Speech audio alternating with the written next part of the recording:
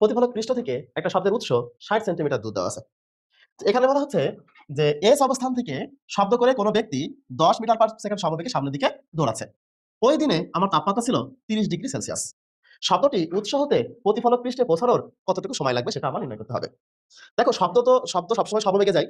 তো এই বেগটা তো আগে আমাদের বের করে নিতে হবে। তারপরে সে এই মিটার দূরত্ব বা 60 মিটার দূরত্বে যেতে কত সময় লাগে এতটুকু বের করতে হবে। প্রথমত আমাদের কাজ 30 ডিগ্রি সেলসিয়াস তাপমাত্রায় শব্দের বেগটা বের করা। তাহলে দেখি আমরা আগে শব্দের বেগটা বের করে নিই। আমরা জানি আমরা জানি v ভেরিয়েজেস রুট ওভার t বা v2 বাই v1 সমান সমান root over t2 by t1।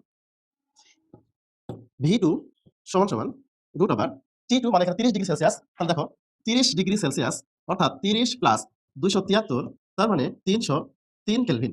আর আমরা জানি 0 ডিগ্রি সেলসিয়াস তাপমাত্রায় বাতাসের শব্দের বেগ 330 মিটার পার সেকেন্ড।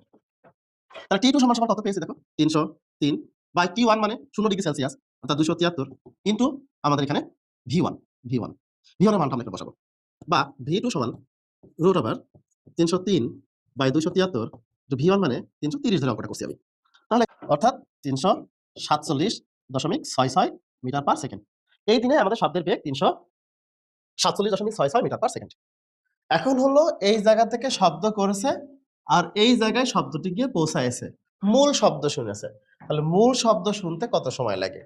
যদি আমাদের এই শব্দটি এস থেকে আর এ যেতে টি সময় লাগলে আমরা জানি এস সমান ভিটি, অতএব টি সমান এস বাই ভি।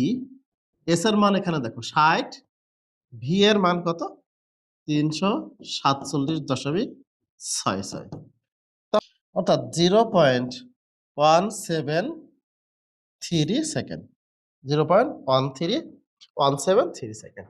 এতটুকু হলো 30 ডিগ্রি সেলসিয়াস তাপমাত্রায় এস থেকে উৎপন্ন শব্দ 60 মিটার দূরে গিয়ে পৌঁছাতে আমার এত সময় লাগবে।